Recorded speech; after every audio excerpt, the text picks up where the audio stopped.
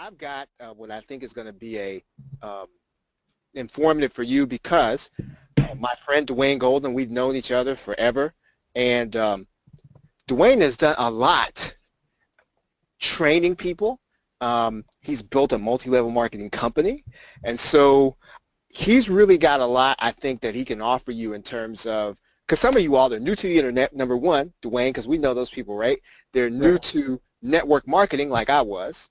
And so what I want to do is try to help people who are both new to internet, new to network marketing. And so, they want to get started. They're new, they're excited, and they want us to start doing some stuff on the internet to try to get people into their business. Let's go over a few things, a few basic things that'll help them. Okay. I guess one of the first things is that I think is important for anyone being new to either internet or network marketing or both is to run from anybody that tries to give you the 1 hour training that tells you that's all you need. Well, one of the biggest lies out there, all you have to do is pay and you're good and you're automatically going to get it for free, or because you join me, you're just going to make tons of money. Those things, unfortunately, it doesn't work that way. There's work involved. There's a learning curve. And so one of the biggest things I think that hurts and gives the internet marketing or internet in general, as well as network marketing, a black eye is that of non-truth. And so I think, Charles, you've seen it. Somebody puts a pie in the sky message on a website and guarantees everybody. I've seen, you and I were looking, I think, in Warrior Plus like 2 years ago. Yep. Some guy told everybody he's given, it's only cost $1,000 for it, and everybody at once, you're getting a 100% money back guarantee. Before you know it, he got his money locked up, and it's sad. But that's it, Charles. I don't mean to ramble, but that's one of the biggest things. If you could ignore that and expect some work, expect a learning curve, I think the sky's the limit for that person that has the open mind and is ready to do that. Well, one thing I know that you did a couple of times, I've seen you, is regardless of when somebody joins, what business they join, you always encourage people to either get their own site, or in some cases, you provided them with a site, even though they probably had one with their company. So I want to talk about some of the reasons why you felt like when somebody joins, they need to have their own site. Well, there are some patterns in the internet market or the network marketing world that have a short shelf life. One of them is to point people away from you towards a company, right? So a company will ask you to get your list, make a list of 20 people that you know, and then just point them to me. And then when you point them to the company, if the company hiccups, shuts down, does something crazy, you've lost some close relationships. When you point them to you, now you're actually doing real business. You are the business, and the company is only a provider. Could you imagine going to CVS, and CVS sells Crest or Colgate toothpaste? Mm-hmm. Imagine if CVS said, okay, you want toothpaste? Go over to Crest. Right. No, right. You come to CVS and buy your Crest, you buy your mouthwash, you buy your lip balm, you buy your hair gel. You do it all from here. We are the business, and we have lots of suppliers. So I'm one that believes network marketing should be one of suppliers, but of these individuals who have their own home business. Putting magnets on the cars, the T-shirts, that's all cool, I guess, but it doesn't help long term. People that do that generally will have 3 to 7 new businesses a year that they have to start because they never pointed people towards themselves. You'll hear people say time to time that it's either you got to sort of work solely on the company. You kind of touched on this a little bit, and some people say you don't worry about the business you're in at all. And I know you have like a unique take on that. So I sort of know where you're going with this, but I just kind of want you to kind of highlight that. Is it just focus all on the business and then have your stuff, or kind of focus on the stuff and the business is kind of incidental? Well, several things are incidental. Number one, there are some great businesses with amazing compensation plans, and nobody's making money, and they go out of business. There are some great businesses with amazing products, unfortunately, and no one's buying, and things aren't working. So when people chop up the idea of business into one segment, be it, let's go to this one, I really like to look at their website, or this one, they have the best products in the world. That is not enough. Just like finding a beautiful wife isn't enough for a marriage to work. Finding an amazing, strong husband isn't enough to make your marriage work. Business is the same way. So what happens is people, because of a low business acumen, they associate the success of what a business may have done in 1 month or 1 year with how successful it can be for them. And that's a mistake. So my recommendation is to learn what you can and master. Learn what you can. If you don't know how the thing pays, it's not enough for you to go share it with someone else. You learn how it pays, then you share it with someone else. Mm-hmm. You don't know what the product is. You know what the name of it is, but you don't know what it is. Learn. It's amazing how many people join a network marketing company, Charles, and they will spend 2 or 3 hours a day watching TV and complain that no one told them how the product worked when they could just literally go and read the stuff themselves. So I'm not a big fan of the whole just sign up and it's going to all work for you. I really believe that the business is a big picture and each individual is the business. To know one thing and run, it's a mistake. You said lots of failure. In fact, I'm going to give you some stats. The average network marketer doesn't even see $150 a month. Many times, or most of the time, it's because someone deceived them just to get them to join. They thought there was nothing to do except join. The reality is those people that dive in and they'll give their all in all to make it work. They give their all. They'll learn what it takes. They'll work it. They'll work it even when there's no results. Those people, that's a part of the 1 to 3% who will produce more than $150 a month. They'll produce more than $1,500. In many cases, more than $15,000. So anyway, I rambled. So I hope you're happy about that. When I've heard you counsel people who come to you and they say, I really I really would do better, if I had a list like yours, Dwayne. If I had a list that I could grow, and I know what the answer is. Again, is when it comes to building a database, building a list of people who might be buying stuff. What's the magic in it? And again, I know where you're going with this, but why don't you share kind of your take on this and how you counsel people? Well, a list. If you're talking about internet marketing, it's a very cold thing. It's just a name and address that people that are going to respond to some writing that you do. So I'm not really into that as much. But building a list for network marketing, it's all based on relationships. When if you don't like people, right? And I'm being straight. If you don't like dealing with people, maybe network marketing is not for you. Internet marketing more likely is, because internet marketing, you can just pretty much type words and send emails out all day. Right. And someone will respond to the email and look at the page and someone else's video. But network marketing, if you want to build it long term, it's about developing, not just meeting people and building that list up, but building a rapport, trust, things like that. So if you don't like people, you hate communication, you hate people, right? And I'm being honest, a lot of people are like that. They'll tell you, I don't like to deal with anyone. I really prefer to be in the back seat. I don't want to deal with anything. Well, it's not that you can't be in business. You have to pick something that more suits your personality. So in that case, network marketing can be for some. They can get like that family atmosphere with it, but they're probably not going to make much money if you don't like people and you don't have the discipline to take the time to build a relationship. It's like, Charles, those people that think just because they were captain of the football team, they can walk up to any girl and the girl wants to go home with them for the night. Mm-hmm. A good relationship, be it personally or network marketing, deserves some time and attention and some building. So it's not magic per se. What it really is, I mean, just like everything else, and the case is probably true in internet marketing too, it's some work. When you've had your first real success combining, what was internet marketing and getting people to actually join you, can you talk about that?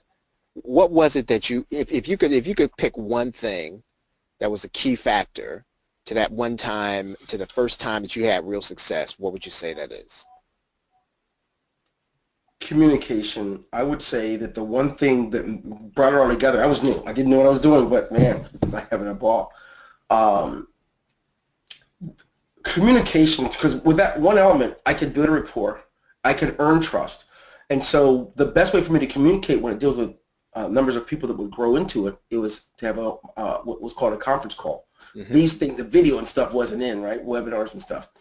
And so I would build a conference call the same time every week. And if you were new, my communication, the minute you signed up, you got an email message welcoming you with a message from me and a picture, welcoming them and letting them know that we are there to help them.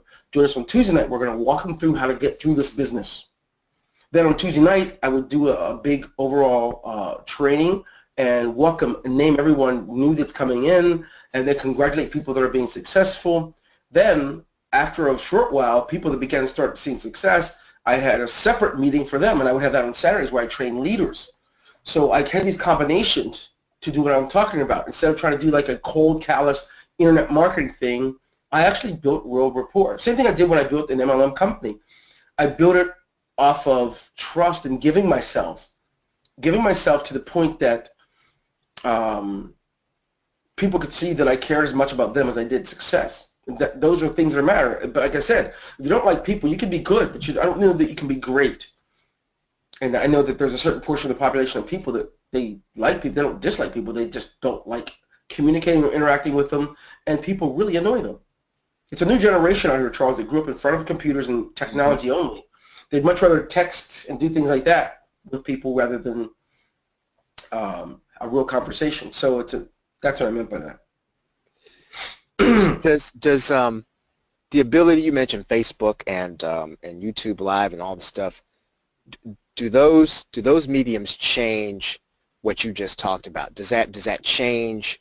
Would that change some of the stuff that you actually do, or would you just translate all those same things into a new medium, right? Because again, and here's why I ask you that, because I've heard that, to some degree, Facebook changes everything, and so thinking about that, where do you come down with that? For me, it actually enhances it, but it can do one or the other. It can enhance it or make it worse. It can be seen as a big distraction. People busy themselves in a lot of activities that don't point back to growing that list or that group. So if you are disciplined and take your time and create a strategy around your communication, you can use videos like this. You can use tons of videos. In fact, I just have a video uploading right now to an MLM group. I've got different things going, different channels. Like I have like a 30, 40-minute video going up on my Facebook fan page for another group. So it can work. The same concept: teaching, training, developing, and giving of yourself so people know that you're real, that you can be trusted. Those are things that matter. So it can be enhanced, or it could be the opposite. People can really see that you don't care if they see you doing a lot of this stuff, but none of it has to do with them. All you're doing is using it to brag about all the money you have. And unfortunately, it'll backfire. It won't work for you. We've seen a couple of instances where there's sort of these two schools of thought, and there's one that says you really do have to build, and you have to build up from relationships. Other people say that takes a long time, and you don't attract people who necessarily want to be who want to be successful, who want money. Right, and so the other school of thought is I've got to show people kind of my status. I've got to show the things that I have. I've got to show that I have some of these things. You're working on coals. Go ahead. Is that necessary? Right? Do I have to show the things that people want in order for them to come to me? There's different schools of thought, Charles. I'm going to be straight with you. I'm not a fan of it. I built a business with nothing, and people didn't know anything about me, right? I'm a private person, so I wasn't showing the things. You can build it without that. There are people that know, listen, hey, I would tell people, we used to work together. I no longer do work there anymore. I am doing this full time. Come out and see what it's about. I can't make any promises, this is where I'm going. My wife and I plan to retire from this. You can join in or just come out and see what it's all about. It doesn't take a lot of talking or showing which fancy stuff. It takes people seeing that you're real. Because to use things, if I showed someone something that I have, that doesn't have anything to do with them. They may not ever do it. So to use it, I'm not a big fan of that. No, I know a lot of people do it. They call it lifestyle marketing. Mm-hmm. Lifestyle marketing gets people to say yes, but it doesn't take them anywhere else. That's as irresponsible as getting someone to agree to have your child and not playing out the rest of it. No, it makes no sense at all. So that's my take on it. I think that people can follow you without even knowing anything about your private things that you like, without seeing your cabin in the woods, right? Without taking a ride and looking at your fancy watch and your amazing glasses, your private jet. Those things that get people to say, wow, but it doesn't transforms lives. It doesn't do it at all. It just says, wow, I'm signing up today. And then those same people that sign up, they end up charging back. I mean, the people that have the highest chargeback ratios on the internet are those who do lifestyle marketing. Mm-hmm. People get in and say, wait a minute, I did it, but I don't have a new BMW yet. What's going on? So. Well, I want you to close out on, I know you did, you talked about conference calls, and like I said, they didn't have webinars and all that stuff back then. But you attribute a lot of what you were able to do to doing a regular training. And I know, and I remember that, there were times when you first started doing the training, there would be nobody on the calls except for you. Oh, absolutely. Right. So the first 1 to 3 months, nobody was there. Yeah. How does a person work through that, right? Because if they're new to the internet, maybe they understand, okay, I want to do these trainings, but, it's a little bit difficult when there's nobody. Yes, yet. But here's the thing. It's one thing to do just calls, but you have to be working on it. I might do a call, but everybody I came in contact with, I'm like, don't forget, Tuesday night, where are you going to be? I've made it a part of the process. If you signed up, you got an email inviting me, telling me what I'm going to do on it. I knew it was going to work because all the work throughout the week was pointing towards it. I'm not a big believer in just saying have it and it's going to, go sit at the car lot, you're going to drive away with a new one. I don't say that, right? I say the opposite. I say build it, and they'll come. I remember when I started my own home business, built it, had no one to sign up for it first. It's okay. Whole month went by. Heard some people interested. They wanted to know if I could give them a free account, but nothing happened. Mm-hmm. I could run or I could finish building. I work until a handful. Then the first 116 people came in, right? Whoa, wait, that's like 7 months, 6 months later. Then more. Before you know it, 10,000. Hey, we had a whole weekend when there's like 5,000, 6,000. So it just before you know it starts growing like crazy. But the proof is in the pudding. The proof comes in when you're willing to build on solid blocks. Building on how fancy your house or your car is, it's sinking. Building on how good looking you are, not enough. The reason I do trainings because it puts the ball in their court, helps them to build. That's, showing them how fancy a car or jewelry is, that's about me. But training them and showing them how they can be successful, how I'm willing to work with them to help them get their first 4 people so they can qualify for their first reward, helping them to win contests, helping them to qualify to go to the convention. Those were things that people they saw me bleeding for them, they were willing to bleed for me, and together we created a bloody mess. Well, yeah, I think that's really helpful for people, again, to get a real sense, that because we a lot of people they're new to both things, right? And so and there are still people, I think, right now who are entering the industry, every day, and really needing that perspective. Last words. So, you talked about being willing to put the work in and build, that the internet and social media should enhance what they're doing, that it isn't the whole thing. But if you had last words, right, what would the last words be?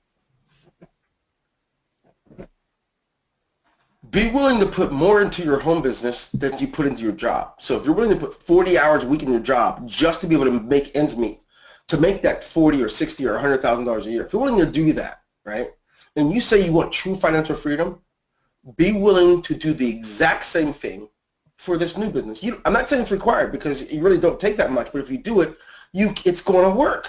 That's what I want to say.